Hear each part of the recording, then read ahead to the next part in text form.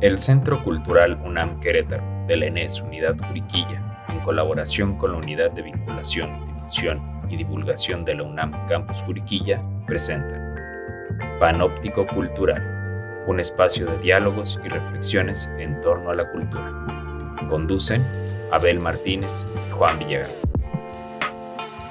¿Qué tal? Bienvenidos a Panóptico Cultural. Quien les habla, Abel Martínez. ¿Cómo estás, Juan? Juan Villagrán. Bien, Abel, ¿tú qué tal? Bien, todo bien. Aquí el día Qué de hoy bueno. tenemos a un invitado de la UMDI, el segundo invitado de la UMDI. El primero fue el doctor Enrique Cantoral. El día de hoy tenemos al doctor Abel Ibáñez. ¿Cómo estás, Abel? Muy bien. Muchas gracias, Abel Martínez, por la invitación. Juan Villagrán también. Gusto de saludarlos. Pues estamos en la mejor disposición de platicar sobre lo que ustedes nos vayan comentando. Muchas gracias, Abel. Bueno, si me lo permiten, voy a leer rápidamente un poco de la semblanza de Abel. Es técnico académico titular B, definitivo, en la Unidad Multidisciplinaria de Docencia e Investigación, aquí en la UNAM Campus Juriquilla. Es biólogo y maestro en ciencias por la UNAM y tiene estudios de doctorado por la Universidad de Lleida, España. Participa en un grupo de ecología de antrópodos ambientales extremos en la Unidad Multidisciplinaria de Docencia e Investigación Juriquilla de la Facultad de Ciencias de la UNAM. En los últimos 5 años ha participado en 10 proyectos y ha sido responsable en 2. Cuenta con 13 publicaciones arbitradas y 5 de difusión. Además, ha publicado 5 capítulos de libro y ha sido editor de 7. Ha participado en 26 congresos nacionales y 26 internacionales, y en docencia ha impartido 26 cursos regulares de la licenciatura de las materias Ciencias de la Tierra, Ciencias del Cielo, del Suelo, Biología General, Recursos Naturales y Restauración de Espacios Degradados, así como 2 talleres sobre suelos forestales, nivel 1, 2, 3 y 4. También ha dirigido 3 tesis de licenciatura y ha participado como sínodo en 13 exámenes de licenciatura y 1 de maestría. En el tema de la difusión, ha participado en 79 eventos y 12 entrevistas de radio. Finalmente, ha colaborado en la Comisión del Consejo de Cultura del campus de la UNAM Juriquilla y ha sido coordinador de difusión y divulgación de la UMDI de la Facultad de Ciencias. Bueno, y sin más preámbulo, pues iniciaremos este conversatorio, esta mesa de análisis. Juan, no sé si quieras empezar con la primera pregunta. Sí, claro que sí. Muchas gracias, Abel. Recientemente, el maestro Abel Ibáñez dio una charla de divulgación, estas charlas mensuales que tenemos en el Campus Juriquilla con la Unidad Multidisciplinaria de Docencia e Investigación, y el tema trató sobre ecosistemas degradados, un tema bastante interesante y bastante importante, y es necesario seguir platicando al respecto, hacer difusión sobre esta temática que nos atañe a todos y nos va a pegar a todos, sobre todo hacia nuestro futuro inmediato y lejano, por supuesto. Es un tema de vital importancia que no es menor y que todos debemos de tener conciencia y debemos de asumirlo como un compromiso personal, de comunidad, de país y de mundo.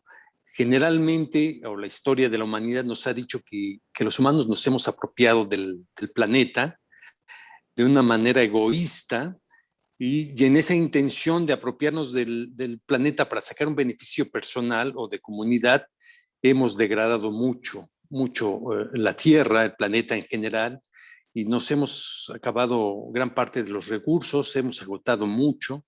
Hemos cansado la Tierra en el planeta. Entonces, todo esto es de vital importancia hacia nuestro futuro, porque el planeta a nivel demográfico va a ir creciendo y entonces vamos a tener realmente unos problemas más graves de los que tenemos en la actualidad. Y para eso se necesita una estrategia integral que permita la restauración de estos ecosistemas. Y el maestro Abel Ibáñez es especialista y ha investigado temas al respecto, y por eso es la invitación a este panóptico. Abel, muchas gracias por estar aquí, y si nos puedes decir primero que nada qué es un ecosistema degradado para entender el término. Muy bien, pues gracias por la presentación y la introducción. Creo que es muy relevante abordar esta temática en estos foros y en particular a lo que comentas, ¿no? Eh, digamos que un ecosistema, en principio, eh, es una serie de interacciones, tanto bióticas como abióticas, es decir, factores como el clima, entre ellos y de ellos la temperatura, la humedad, la precipitación, el suelo, las condiciones del suelo, los factores abióticos y los abióticos, pues son todos los organismos. Bueno, hay una serie de interacciones que ocurren en el ambiente y estas interacciones, digamos que componen los ecosistemas. En estos ecosistemas, pues habitan una diversidad biológica que da estructura y composición al ecosistema y permite entonces una serie de funciones. Entonces el ecosistema proporciona, eh, digamos, ciertas funciones o se realizan ciertas funciones dentro del ecosistema que los humanos hemos aprovechado y hemos derivado en términos que nos son más útiles y le llamamos servicios ecosistémicos. Bueno, entonces en un ecosistema que ha perdido esta estructura, la composición de su diversidad y por tanto sus funciones, pues decimos que se ha degradado por el impacto, en este caso, sobre todo de las actividades humanas, como bien lo comentabas. En la medida que hemos utilizado los recursos naturales de manera, digamos que no organizada y por tanto acelerada, pues hemos degradado los ecosistemas. Los ecosistemas, por tanto, un ecosistema degradado es aquel que ha perdido sus funciones y por tanto también los servicios que ésta puede proporcionar a la humanidad. Básicamente diría eso, que se han perdido estas funciones porque se ha perdido esta estructura dentro del ecosistema y esa estructura está dada por estas interacciones bióticas y abióticas. Básicamente podemos decir eso. En este sentido, perdón, Juan, ¿querías comentar algo?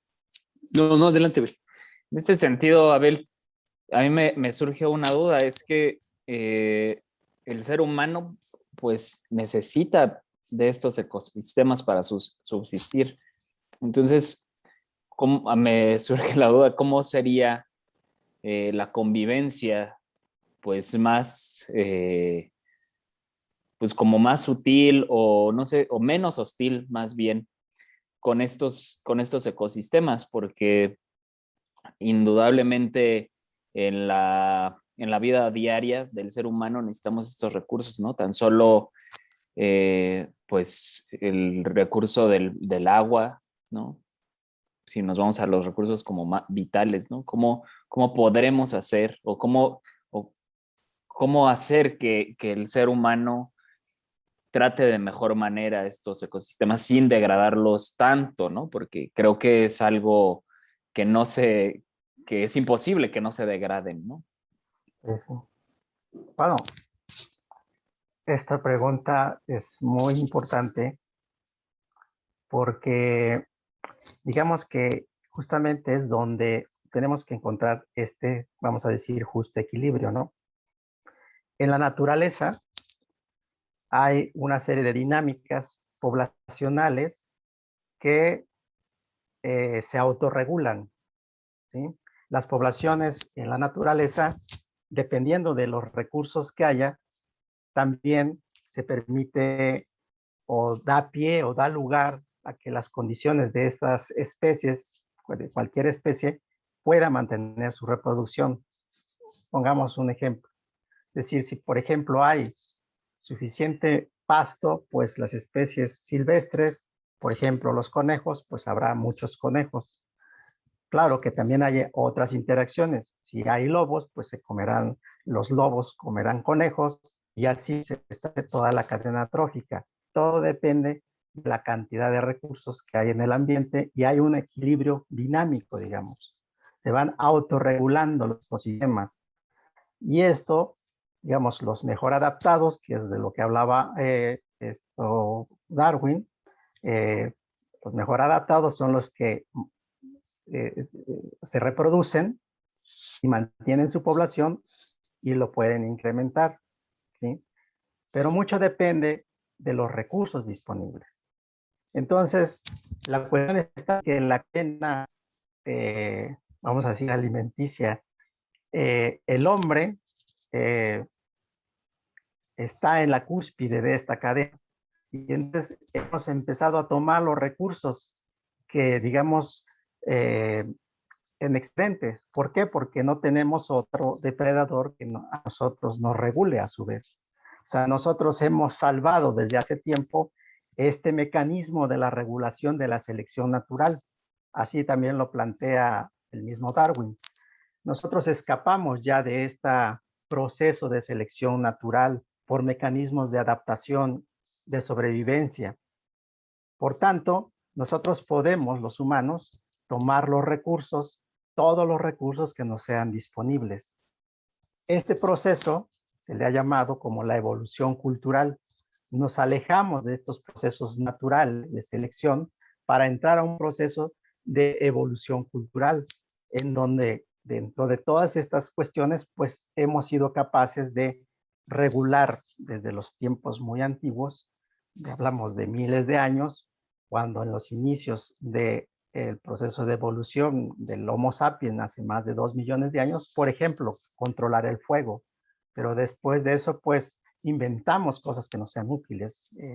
Esculpimos las rocas para poder utilizarlas para cazar, arcos para que nos fuera más fácil cazar de lejos a los animales, la rueda para podernos desplazar, y así podemos ir hasta la actualidad, pues podemos viajar a la Luna y ahora se está pensando en ir a Marte. Hemos creado ciencia y tecnología. Entonces, hemos escapado de este mecanismo de la evolución natural y, como muchos autores lo mencionan, hemos entrado a este proceso de evolución cultural. ¿Cómo hacer para regular este equilibrio? Recientemente leí un libro, bueno, estoy leyendo un libro de un historiador que hace algo que se llama metahistoria, o así le llama él. Y este autor señala algo que me parece muy interesante ponerlo en este momento, en contexto que me comentan. O sea, ¿cómo hacemos para regular esta cuestión de la naturaleza, los recursos que hay en la naturaleza con nuestras necesidades? Pues yo creo que tiene que hacer a través de estos mecanismos complejos de conocimiento que el hombre tiene y que lo resume de alguna manera, digamos, más o menos sencilla. Y es que nosotros podemos llegar a acuerdos flexibles. Así, porque nosotros somos capaces como humanidad, como Homo sapiens sobre todo, Homo sapiens, de tener esta capacidad de imaginación, de crear narrativas que nos creemos, como nos creemos, pues no sé, sobre la religión, sobre la política. Podemos imaginarnos cosas y luego, una vez que las imaginamos, pues las planificamos, luego las ejecutamos. Entonces tenemos que crear una narrativa en este caso de que es posible llegar a un equilibrio, y es como plantea el Programa de las Naciones Unidas para el Medio Ambiente, el PNUMA, en su libro Hacer las paces con la naturaleza, es esto, llegar a ese equilibrio, llegar a ese conocimiento, y para que lleguemos a eso debemos ser conscientes de la importancia que tiene la naturaleza, de que nosotros no somos, aunque podemos controlar ciertas cosas, no somos los dueños de la naturaleza, que somos parte de la naturaleza, y en esto creo nuestra narrativa de nuestro engreimiento, creernos como los únicos de la naturaleza, nos hemos apropiado de todo y de todos. O sea, nos hemos apropiado de los bosques, del agua, de la atmósfera, de todo. O sea, no nos estamos considerando que somos parte de, sino que nos creemos incluso distintos de. Incluso nuestra narrativa así lo dice. Las religiones nos dicen el hombre fue creado como algo especial. ¿sí? En estas narrativas que dice Harari, el historiador que les comento. Su libro se llama, y aquí más o menos lo tengo a la mano, se llama De animales a dioses. Yuval Noam Harari. Esto es muy interesante, esta visión que él comenta, porque digamos que junta esta visión social, económica y ambiental. Y dice que la capacidad más importante es de estos acuerdos flexibles, en donde ciertas sociedades, por ejemplo, incluso las menos, digamos, con un sentido democráticamente adecuado, no sé, en ambientes de políticas de dictadura, pues se pone de acuerdo un grupo que controla a otro grupo, ¿sí? Pero hay una narrativa. Entonces yo creo que ahora lo que tenemos que crear, primero la necesidad de que nosotros tenemos que llegar a esa paz que dice, hacer las paces con la naturaleza, a partir de que nosotros sepamos que somos parte de la naturaleza. Dentro de esos problemas, justamente, y en este desequilibrio que hemos planteado nosotros mismos, al creernos que somos la raza o la especie más bien que puede controlar el todo, pues está el hecho de que hay una sobrepoblación. O sea, esto sí es un hecho. La sobrepoblación nos está llevando a una demanda excesiva de recursos. Y entonces, pues nos estamos gastando, vamos a decir, el futuro, porque nos estamos consumiendo lo que le debería corresponder a estas generaciones futuras. No hay esta regulación natural que se da en el contexto de la naturaleza. Entonces nos hemos perdido, digamos, en eso como sociedad, como Homo sapiens, y entonces creo que tendríamos que empezar por entender qué papel jugamos dentro de la naturaleza, hacer las paces con la naturaleza. Claro, Abel, esto es muy importante. Y como los humanos somos especialmente egoístas, nos distinguimos también por eso, tenemos que llegar a la creación de leyes para poder regular nuestro actuar. Si no, de otra manera, no nos podemos llegar a los acuerdos que dice el historiador que estás mencionando. Tenemos que ser como más drásticos en encontrar soluciones tajantes al respecto y llegar a medidas severas y de castigo de unos a otros para poder controlar nuestro actuar. Si no, de otra manera, no lo vamos a entender. Eso nos dice la historia a lo largo de nuestras vidas como civilización. En ese sentido, y pensando en México, ¿se está regulando ya de alguna manera este problema, Abel? Sí, empezaré por decir que sí. Digamos que en este sentido, la política ambiental de México, podemos hacer como una breve historia de dónde se origina. Desde Miguel Ángel de Quevedo, esto que fue, digamos, se considera como el primer personaje que le interesó el tema de la restauración, aunque con una visión pues no clara en ese momento, porque se utilizaron sobre todo especies que ahora les consideramos invasoras, como el eucalipto. No obstante, en ese momento pues era la visión que se tenía. Y Miguel Ángel de Quevedo lo inició con esta idea de restaurar ecosistemas. En ese momento pues no había las leyes justamente, y fueron solamente iniciativas que se plantearon y que se ejecutaron en su momento.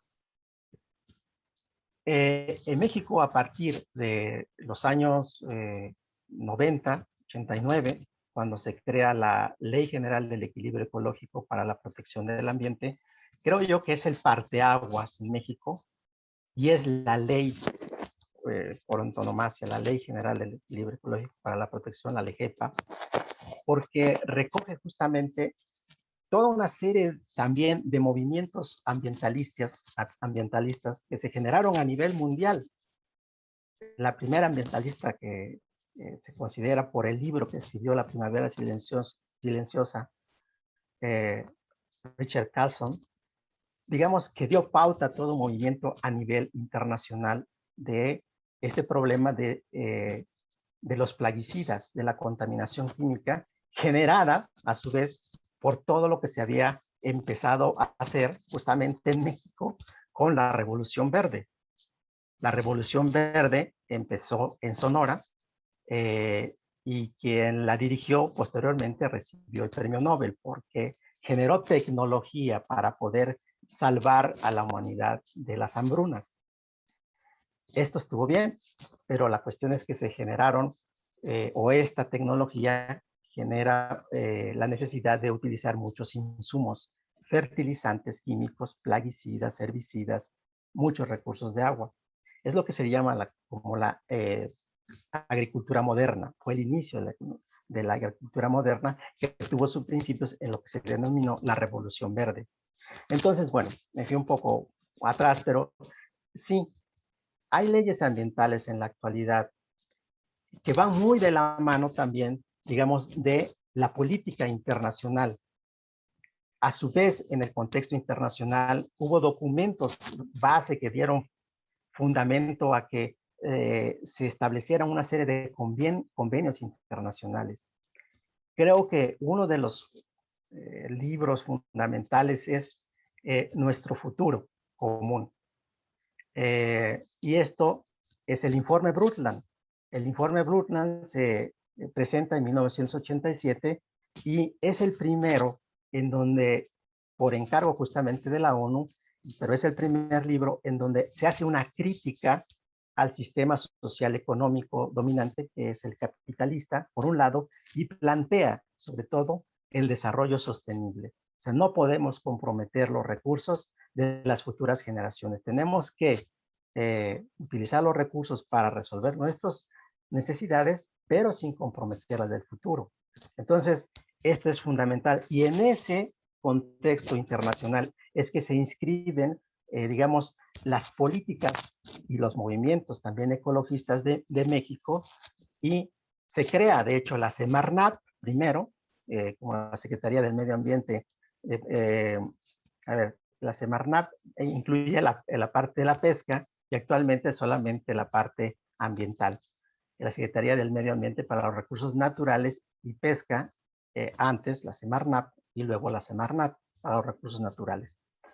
Entonces, sí, y a partir de eso se han ido creando una serie de leyes, instrumentos de política ambiental en general, que más o menos han estado funcionando. Dentro de ellas, por ejemplo, está pues el pago de servicios ambientales, por decir alguno. Por ejemplo, por servicios ambientales de captura de agua y de recarga de los acuíferos, o por servicios ambientales por la cuestión de la biodiversidad. Entonces, hay ciertos incentivos que a nivel de México se han estado implementando. Pero la misma Julia Carabias, que participó en todo el movimiento ecologista para esta cuestión de regular para las leyes ambientales, y que posteriormente incluso ella fue la primera secretaria del Medio Ambiente, bueno, pues ella misma dice que aun cuando tenemos leyes, estas, justamente porque no hay esta vinculación intersectorial, también se nota en las leyes, o sea, están desvinculadas. Unas dicen una cosa, pero se contraponen con la otra o se duplican, y entonces no hay una vinculación y una interrelación entre los diferentes sectores. Y creo yo que tiene que ver con esto, que las diferentes secretarías, digamos, cada quien, vamos a decir, que cuida su parcela, y entonces son recursos, o sea, no sé exactamente cómo se maneja esto, pero lo cierto es que no hay esta integración de la política a nivel integrada en nuestro país. Entonces, sí hay, en principio, así como pregunta inicial es, sí hay. Lo que hay que hacer es integrarlas, e integrarlas a los diferentes niveles también de gobierno. O sea, que el nivel municipal esté integrado con el estatal y el estatal al federal. Y esto es donde ya falla, porque cada quien va por su lado. Ya, ahí ya se pierde uno, porque hay las leyes que tiene el municipio, las leyes que tiene el estado y las leyes que tiene la federación. Y entonces ahí ya se pierde todo. Y ahí, yo creo que ahí se han hecho intentos, diríamos, se hacen, va ciertamente encaminado, pero esta integración, sobre todo en México, creo que hace mucha falta. Por lo menos así lo veo. Sí, yo tengo dos comentarios. El primero es, hace rato mencionaba, Isabel, un poco esta parte de que el hombre se ha apropiado de los recursos naturales, y yo agregaría que también ha lucrado y lucra con ellos, ¿no? En este sentimiento de superioridad y de sentirnos como, pues, como dueños, ¿no?, de la naturaleza y no parte de ella, ¿no? Y bueno, y retomando un poco la parte de la política, estaba justamente yo pensando este aspecto, y yo decía, bueno, es que a lo mejor es mucha responsabilidad, o sea, lo tiene que hacer el gobierno, ¿no? Yo creo que es algo fundamental que tendría que hacer, pero por lo menos en el tema de México, yo le veo mucha responsabilidad al gobierno, pero no porque no deban hacerlo, sino porque creo que les queda muy grande el saco para tener una conciencia sobre estos temas a la gran mayoría de los políticos, porque, digamos, inmersos en este proceso capitalista, pues aunado a que se sienten dueños de la naturaleza, se sienten dueños de los recursos naturales y no lo ven como una sana convivencia, pues las leyes obviamente versan en este sentido, ¿no? De sacarle más provecho a los recursos naturales, más allá de aprovecharlos justamente, ¿no? O tratar de aprovecharlos de manera menos hostil. Por ahí está el asunto que se discute mucho del fracking, ¿no? Y todos estos asuntos. Entonces yo también creo que existe, o no sé cómo ustedes lo vean, que existe una responsabilidad social ya en estos momentos. A nosotros como sociedad también nos tendría que ser de nuestra competencia hablar de estos temas socialmente y hacernos un poco más conscientes, porque si se lo dejamos a los políticos, creo que va a quedar muy, muy complicado ese tema, y, y yo creo que más bien la integración de esto pues digamos, como yo lo pienso, es más bien acercar este tipo de temas desde la academia a la gente, ¿no? A la gente que vea que es parte de la naturaleza, que cómo puede aprovechar de manera más, pues no sé si sea sustentable la palabra, el concepto, o de otra forma de que permita no dañar tanto estos ecosistemas. No sé cómo ustedes lo vean o qué opinen al respecto de esto. Bueno, no sé si Juan quieres comentar algo. No, adelante, Abel, adelante, por favor. Bueno, eso que acabas de decir también es muy interesante, ¿no? O sea, creo que la responsabilidad no debe recaer única y exclusivamente en los sistemas políticos, económicos que nos rigen. Creo que sobre todo debe estar vinculado o debe estar comprometido la sociedad. Pero esta sociedad debe ser una sociedad organizada e informada. Yo creo que esa es la gran diferencia. Es decir, es algo así como cuando te dicen que vayas a votar, bueno, o hay la elección. O sea, si tu compromiso es solamente ir a votar y olvidarte del resto, pues mal va la cosa. Pues yo creo que en esto también es así. Si solamente, pues no sé, escuchas, ah, qué bonito habló, qué interesante, ¿no? Ah, pues está acabando el planeta, ah, qué bien. No, yo creo que la cuestión es comprometerse, y comprometerse a diferentes niveles. Y en ese sentido, por ejemplo, Víctor Toledo, que estuvo en la Secretaría del Medio Ambiente por un tiempo, pues menciona en un libro que tiene que se llama Ecocidio en México, la batalla final es por la vida. Es eso, el poder social, el poder de la sociedad. Solamente la sociedad organizada e informada tienen la capacidad de exigir o de organizarse o autoorganizarse, como ya lo hacen muchas comunidades indígenas, para manejar sus recursos naturales, ¿sí?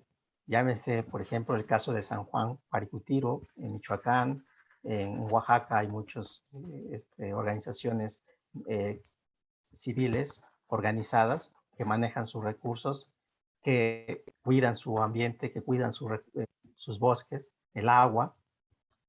Por ejemplo, en Santa Cruz Tepetotutla, donde en la Sierra Norte de Oaxaca, donde estuvimos trabajando hace ya unos 10 años. Bueno, ellos vendían servicios ambientales por captura de agua. Entonces, ellos se encargaban de cuidar sus bosques. Por ejemplo, hacía muchas reuniones y eso a veces la gente no le gusta, pero este pueblo que es muy pequeño y que está metido allá en el Quinto Pino, pues da la vertiente hacia el Golfo, sus laderas van la allá y entonces la escorrentía va a dar hacia Veracruz. Bueno, pues ellos estaban vendiendo estos servicios ambientales, pero ¿cuáles eran, entre otras cosas, las reglas que ellos tenían? Todos los animales los tenían debidamente controlados en sus casas, no podían andar en el campo. ¿Por qué? Porque pues dejarían excrementos y esto restaría calidad, o por lo menos eso así lo habían considerado, ¿no? Por tanto, había sí mucho control sobre la cuestión del ganado, no deforestar, en fin, medidas que ellos habían estado tomando y podían entonces vender este servicio ambiental por captura de agua.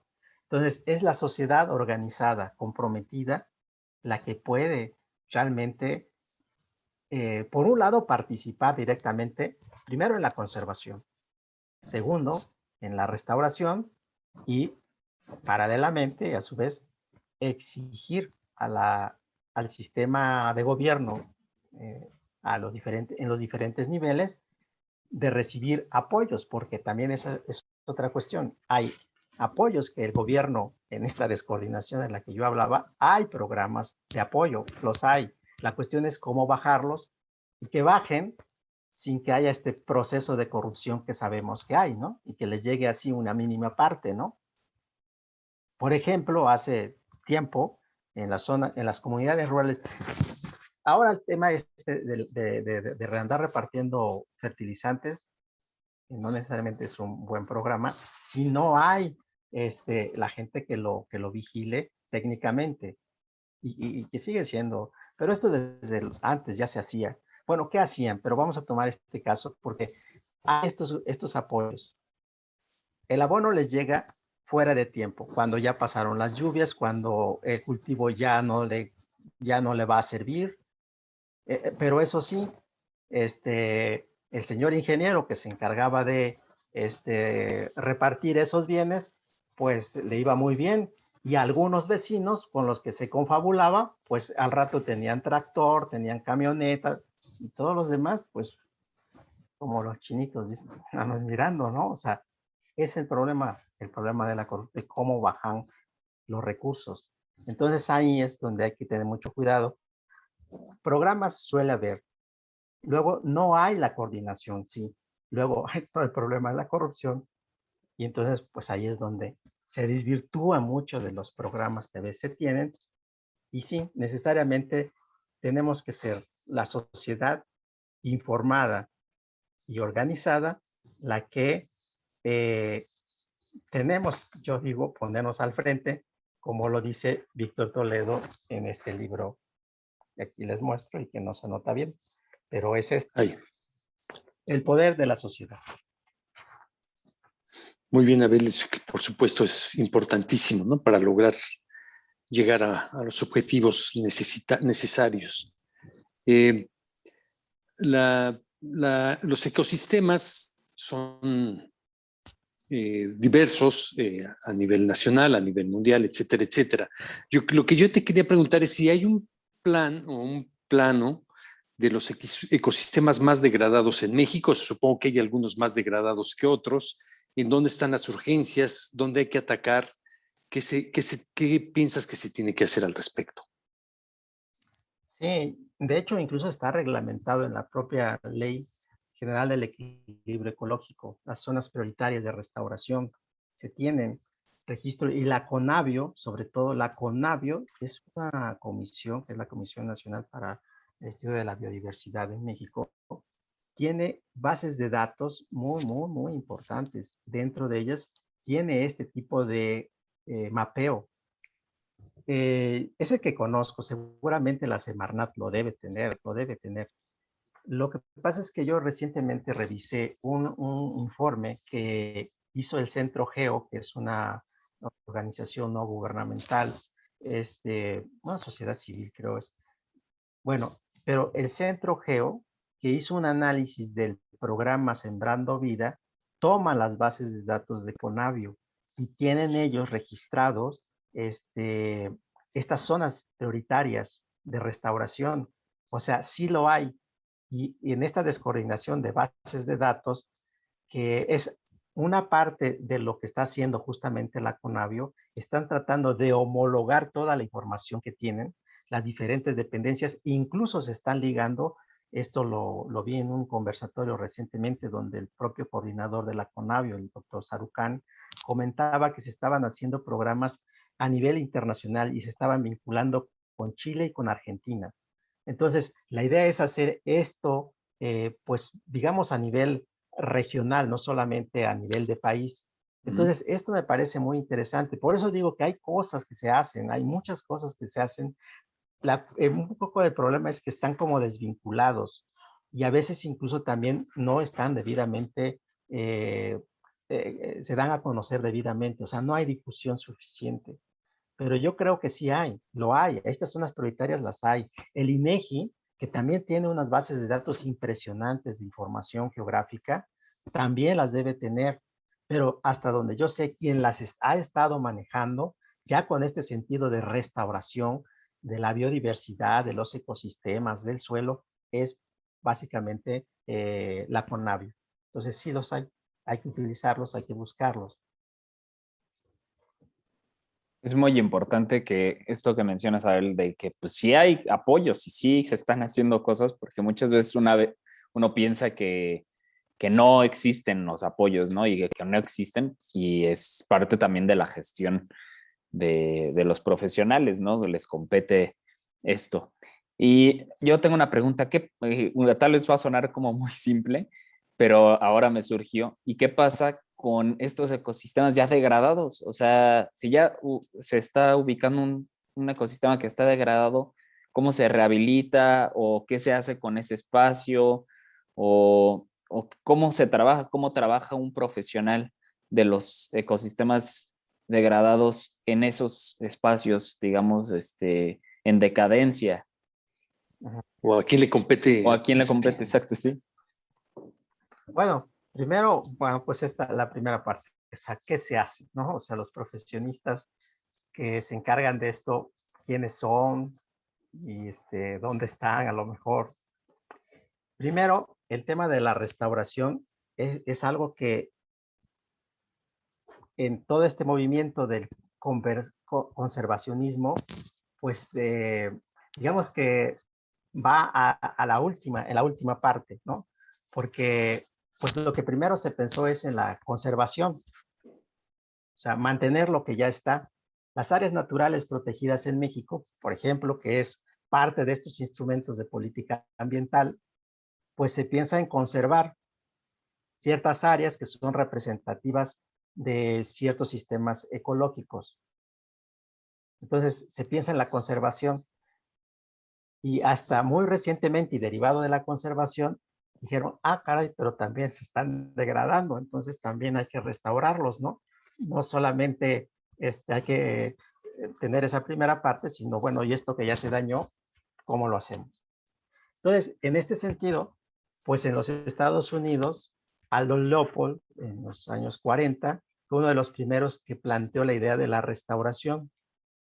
Pero si los Estados Unidos empezaron en los 40, pues, y algo de eso hizo también Miguel Ángel de Quevedo, con otra perspectiva, porque no se vio de manera integrada, pues digamos que es un conocimiento que ha ido muy lento Y solamente en los últimos tiempos, cuando estamos en esto que ya se llama la crisis ambiental, en donde el Instituto para la Resiliencia de Estocolmo habla de que tenemos los límites planetarios, o sea, habla de problemas que hemos rebasado y que estamos en un punto en donde si rebasamos o llegamos a rebasar los límites, hay esta cuestión que le llaman los puntos de inflexión. Esto quiere decir que vendrían una serie de eventos en cascada, ¿sí? Que cambiarían todo el panorama de la estabilidad ambiental que hasta ahora tenemos. Ejemplo claro, por ejemplo, los eventos extremos, como son los huracanes, las tormentas tropicales. Entonces, lo que se está viendo es que están aumentando en número e intensidad, ¿sí? Entonces, de seguirse este panorama, como se tiene establecido, que, bueno, los modelos así lo predicen, de que aumentemos incluso más allá de 2 grados la temperatura promedio mundial, pues nos llevaría, entre otros casos, a que se sigan derritiendo los polos, a que aumente, por ende, el nivel del mar, que la cantidad de dióxido de carbono y los gases de efecto invernadero. También hay que contabilizar el metano y los óxidos de nitrógeno, los 3 gases principales, aumenten la temperatura y entonces también aumentemos las corrientes en el mar, y esto pues de otra dinámica en las corrientes del mar, y por tanto pues lo que viene son los huracanes, las tormentas tropicales. Entonces cambiaría todos los escenarios. Por ejemplo, para el CO2, solamente para el CO2, el límite es, según lo que se tiene establecido, alrededor de 380 ppm. Pues estamos por arriba de esos 380 ppm. Estamos en un punto de inflexión, ¿sí? En el tema de la biodiversidad, las extinciones masivas, ahora podemos hablar de, así lo dicen, por ejemplo, Dirso, Ehrlich de la Universidad de Stanford, Ceballos de la misma Universidad Nacional Autónoma de México y otros más. Estamos en la 6ª extinción masiva, ¿sí? O sea, estamos acelerando los procesos sobre todo de los mamíferos, sobre todo de los vertebrados, o sea, de los que se pueden cazar y que de alguna manera son consumibles. Estamos extinguiendo 100 veces más la tasa de lo que se extinguían normalmente. No es que en la naturaleza no ocurrieran estas extinciones, las hay porque hay un agotamiento genético y después de cierto tiempo ciertas especies tienden a desaparecer genéticamente, su pool genético ya no les da más. Pero nosotros hemos acelerado, según sus cálculos, 100 veces más este proceso de extinción. Entonces, ese es otro punto de inflexión. Entonces, sí, o sea, vamos hacia una serie de problemas en donde ya ahora tenemos que hablar de estos niveles, a niveles en donde el cambio climático global es inminente, y para eso tendríamos que llegar a descarbonización cero. Y los acuerdos de París, pues Estados Unidos se salió y todos los demás como que miran y chiflan para otro lado. Entonces, pues eso de la descarbonización cero, pues yo no veo por dónde, ¿eh? Es esto que mencionaba Abel, ¿no? Del poco compromiso de los políticos. Y los políticos tienen esa flexibilidad y esa facilidad y esa justificación de que su administración termina en corto tiempo, 6 años por máximo, tal vez 10 años si se reeligen, etcétera, etcétera. Pero fuera de ese tiempo termina su mandato y entonces ya le dejan el problema al que sigue, ¿no? Y eso va sucediendo administración tras administración, no solo en el país, sino en todo el mundo, obviamente, porque es muy complejo por todo lo que estás mencionando. Y nadie quiere meterse en esa problemática porque la política tiene que ver mucho con popularidad y con resultados inmediatos. Y entonces esa exigencia les impide hacer compromisos a largo plazo. Entonces siempre le dejan la rifa al que sigue y se lavan las manos, ¿no? Entonces creo, obviamente hay organismos internacionales que para eso existen, están tratando de comprometer a los países a un mediano y largo plazo. Sin embargo, los políticos que están administrando una nación en un momento específico, pues tratan de evadir su compromiso o de alargarlo lo más posible para que cuando ellos salgan, pues ya se lo dejen al que vaya a entrar en ese turno. Creo que la política y los políticos se les debe exigir más compromiso, ¿no? Está muy bien esa disputa, está muy bien que tengan diferencias ideológicas en perfiles económicos y de conceptos mundiales y nacionales, eso está muy bien, pero hay compromisos humanos que no deben de hacer en ningún lado ninguno de ellos, y creo que a todos los políticos y a todos los partidos políticos, tanto nacionales como internacionales, se les debería de exigir como firmar una carta de 10 puntos básicos esenciales de los cuales no se pueden desobligar. No sé cómo lo vean. Pues sí, yo creo que sí. Y ahí es donde viene esta parte del compromiso de la sociedad. Y este compromiso de la sociedad solamente se puede generar con conocimiento. O sea, que esté enterado a la gente que estamos en peligro. O sea, ese es el punto principal. Claro, claro. El punto es que estamos en un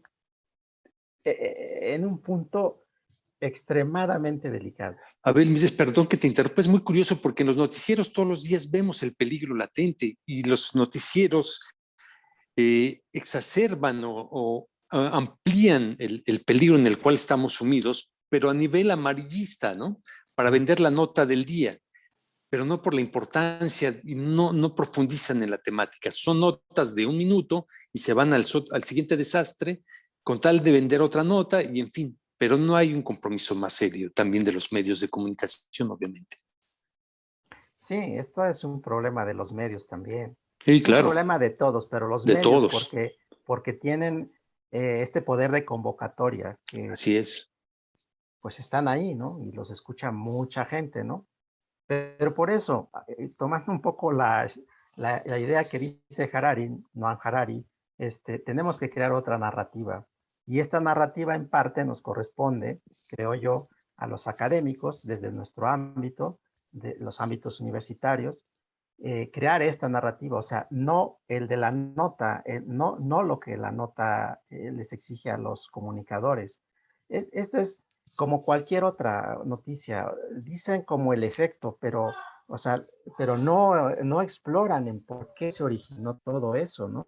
Entonces tenemos que explicar el origen de las cosas y bueno, en esto yo creo que pues nos tiene que llevar tiempo y no sé, programas de muchas otras personas para que de diferentes maneras se pueda explicar la situación en la que estamos viviendo la humanidad, en una situación de crisis ambiental y que otros desde la sociología llaman como la crisis de la civilización.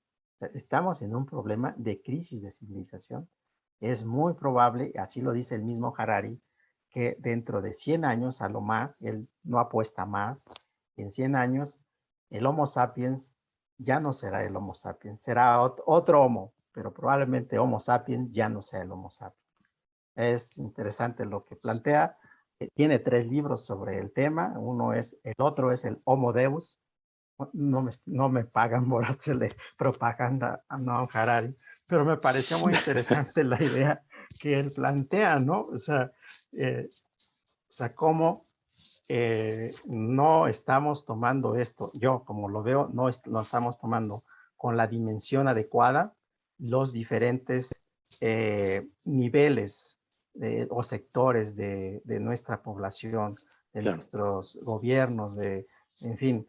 Y en ese sentido, justamente, y aquí quería abordar un poco, voy a introducir esta cuestión de lo que está convocando las Naciones Unidas, porque está llamando a una década de la restauración en vista justamente de este problema de la crisis de la civilización, porque este problema, pues ya nos compete a nivel mundial. O sea, lo que se haga en Europa, en Estados Unidos, en Asia, va a repercutir a nivel global. Entonces, a esa escala, a nivel global, creo cómo se deben abordar.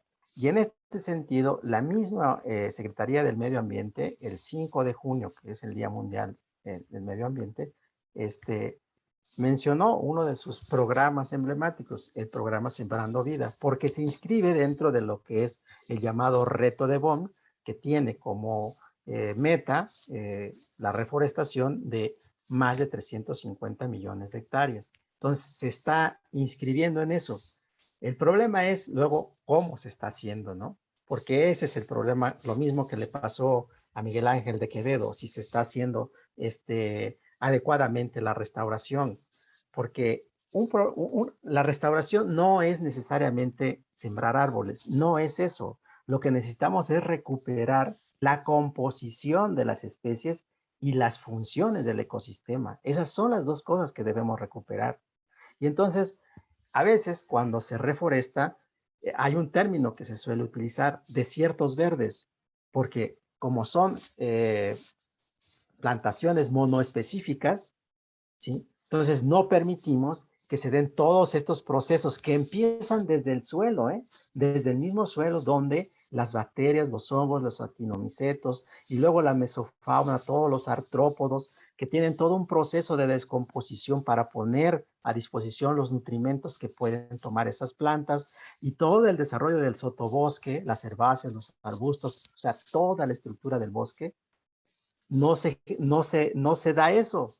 Se reforesta monoespecíficamente y entonces es un término que se utiliza en restauración de decir, bueno, eso es un desierto verde. O sea, tenemos una especie, pero eso medianamente resuelve los problemas. O sea, la restauración tiene que ir más allá que eso.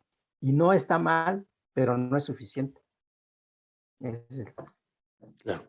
Sí, claro, eso es sumamente importante porque justamente yo estas preguntas me las hacía y esta plática me está ilustrando bastante porque yo decía, es que no puede ser posible que sea nada más llegar y plantar miles de árboles y ya, ¿no? Porque entiendo que no debe ser algo tan sencillo, no debe de pasar por un proceso tan banal, ¿no? Siendo la naturaleza tan compleja por sí misma y que llegue el hombre y diga, voy a plantar 3 millones de árboles como lo que está promoviendo el gobierno actual, ¿no? De reforestar todo el sureste mexicano.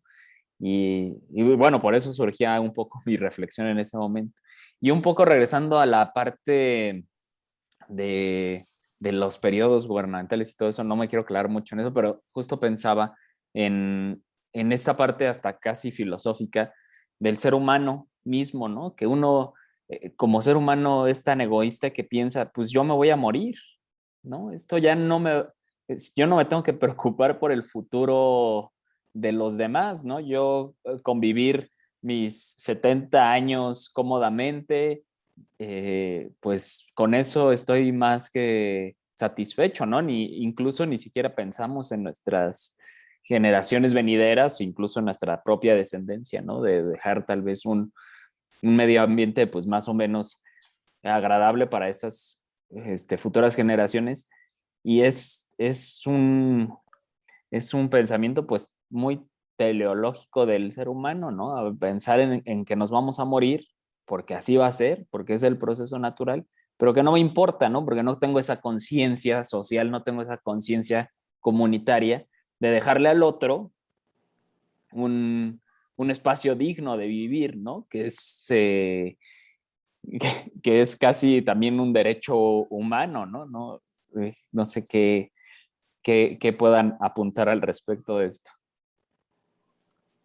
Bueno, pues si quieren yo comento un poco, eh, pues sí, también esto es una parte importante, la gestión de los recursos naturales y de los bienes comunitarios, ¿no? Yo pienso que en esta narrativa que hay de que nosotros nos hemos creado, también la podemos modificar. Las sociedades somos en ese sentido, insisto en Harari, flexibles. Todo depende de qué nos meten en el cerebro o qué nos metemos nosotros, o sea, qué vemos, qué leemos, o qué nos dicen en la escuela o en nuestro sistema económico, político, social en el que estamos inmersos, ¿no? Es decir, eh, no creo que no se ha logrado eso, estar en una condición en donde a todos les toque lo que según su esfuerzo y su capacidad, que planteaba un poco digamos, el socialismo, que tiene otras cuestiones, pero bueno, el tema es que en estas condiciones, yo creo que también podríamos cambiar la narrativa de que somos egoístas, del egoísmo. Y esto es como buscando justamente la vinculación entre los diferentes sectores que hay, vinculando a la gente y comprometiéndola. En la gestión de los recursos naturales, se debe involucrar, por ejemplo, en estas comunidades que comentábamos un poco al principio, de que están gestionando sus bosques. Bueno, se involucra a la sociedad, se compromete esa sociedad y gestiona sus recursos que les sirve de manera adecuada. San Juan Parecutiro me parece un ejemplo así muy emblemático, porque capacitan a su gente su propia gente, para que se encargue de vigilar la biodiversidad de animales, de plantas. Los capacitan, por ejemplo, en sistemas de información geográfica, en cuestiones de bosque, en cuestiones de administración, en economía. O sea, ellos mismos se autoorganizan. Y esa autoorganización lo que lleva es a ese compromiso social. Y yo creo que también a una cuestión cooperativa. Yo pienso que la narrativa que nos ha dado el sistema económico dominante actual, el capitalismo, es esta, la del egoísmo. Pero podemos cambiarla a un sistema comunitario, a un sistema de toma de decisiones en donde involucremos a todos los sectores. O sea, no nos vayamos que yo creo que esa es la narrativa del capitalismo, de este individualismo a ultranza.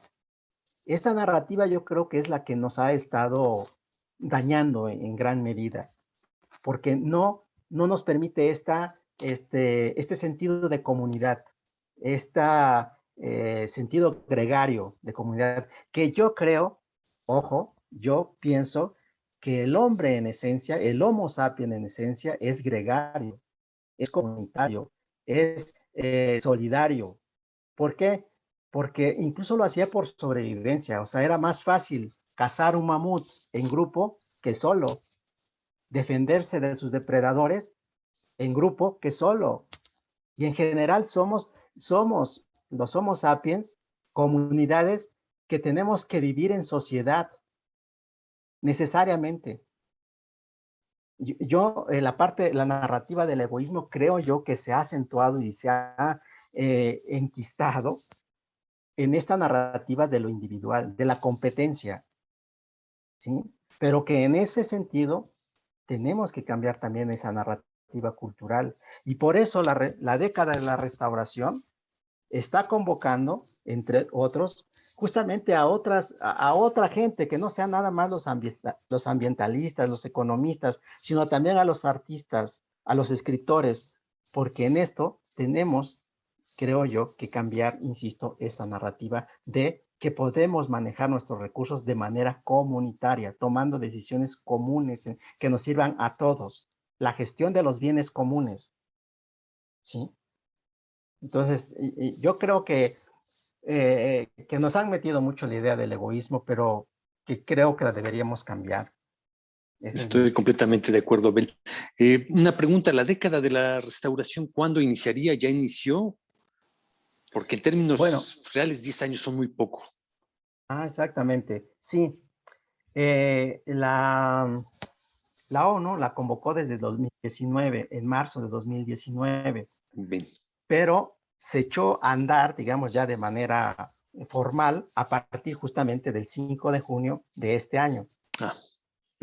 Y la década abarcará del 2021 al 2030. No obstante, los programas a nivel internacional se plantearon ya desde años antes a partir de todos estos convenios a nivel internacional. Uno de ellos, uno de los que más ha impulsado, es el convenio sobre la biodiversidad, que fue producto de la cumbre Río +20 en 2012. Entonces, se vienen impulsando cosas y en este caso, la década de la restauración, declarada por la Asamblea General de la ONU, pues se da a partir de un decreto que se establece para que se inicie en este 2021 formalmente del 5 de junio en adelante. Pero ya las acciones están encaminadas. Dentro de esta impulso a nivel internacional, la misma FAO y el Programa de las Naciones Unidas para el Medio Ambiente, el PNUMA, a nivel internacional ha hecho convenios con diferentes organizaciones internacionales y entonces han creado manuales que se han revisado por diferentes instituciones y diferentes investigadores, están puestos a disposición en sus páginas para que la gente pueda disponer de ellos. Entonces, digamos que desde el punto de vista académico se está impulsando esto y recientemente también se está impulsando el que sea financiado, que haya programas de financiamiento que puedan llevar a cabo justamente los programas de restauración, y en esto pues está convocando a los países, a la industria e incluso a las personas comunes, personas físicas que puedan apoyar estos sistemas de restauración. Entonces se está haciendo y se está impulsando de alguna manera, y en eso pues la idea es avanzar, y se está avanzando, pero creo que todavía, por lo menos a nivel de nuestro país, estas vinculaciones intersectoriales las tenemos que seguir impulsando desde la sociedad, como decíamos hace rato, necesariamente. Así es, sí, ya el tiempo casi se nos acaba, pero creo que yo para Bueno, no concluir... sé si Juan respondía a la pregunta, porque luego Sí, sí, como que me sí. voy a la idea. Perfecto, Abel. Bueno, casi el tiempo se nos acaba y yo creo que una parte importante de esto, ¿no? También de lo que decías de vivir en sociedad y ser un ser comunitario, pues también nos lo dio un poco la pandemia, ¿no? Darnos cuenta que realmente sí necesitábamos del otro pues para seguir nuestras actividades cotidianas. Pero bueno, pues muchísimas gracias, Abel. El tiempo se fue como agua entre las manos. Y pues no sé si quisieras concluir con algo, Juan, tú también. No, agradecerle a Abel su tiempo y su participación, porque esto es muy importante, y gracias por aclararnos mucho este tema, y por supuesto que estaremos impulsando la difusión de todo esto. Pues nada más agradecer la oportunidad de poder platicar con Panóptico, con ustedes en particular, por la oportunidad de platicar. Me sentí muy a gusto platicando aquí Qué bueno. en nosotros. Y que tenemos que seguir con nuestra labor de difusión, las labores sustanciales de la universidad, que son la docencia, la investigación y la difusión. Pues creo que tenemos que impulsarlas desde nuestras diferentes comunidades y ámbitos de trabajo, y creo que esta pues es una oportunidad de poder platicar. Espero haber dado algunas ideas, un panorama general de qué está pasando, digamos, en este problema de la crisis ambiental y cuáles son las posibles alternativas. Yo creo y confío, al contrario al autor que estaba mencionando, a Noam Harari, tengo confianza en que estos acuerdos flexibles nos lleven a buen término, que lleguemos a acuerdos comunitarios, que nos comprometamos, en fin, digamos que tengo esperanza en la humanidad, en el Homo sapiens. Gracias por todo.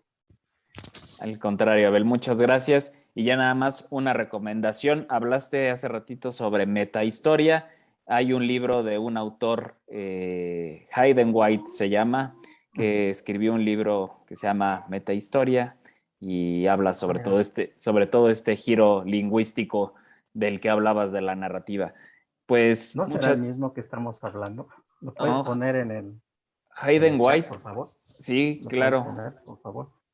No estaría más revisarlo. Este libro, pues yo se los recomiendo. A ver, es que como Parece, que no sé. pues, Ponlo frente a ti. me lo pongo frente a mí. Ahí. Ahí. Muy bien. Bueno, muchas gracias por la recomendación. Lo leeremos con gusto. Hayden White. A ver, pásame ese libro. Yo creo que será bueno revisarlo. Así sea. Ese es el autor, Hayden White, y el libro se llama Metahistoria. Es uno de los padres del giro lingüístico visto desde la filosofía, desde las ciencias sociales. Y bueno, es una recomendación, pues ahí que va encaminada a lo mismo que platicabas. Pues muchísimas gracias, Abel. Muchísimas gracias, Juan. Muchísimas gracias a todos y a todas las que nos escuchan. Y pues nos vemos en la próxima. Muchas gracias. Hasta luego. Hasta la próxima. Hasta la próxima. Gracias. Síguenos en nuestras redes. CCU QRO en Facebook e Instagram y Centro Cultural UNAM Querétaro en YouTube.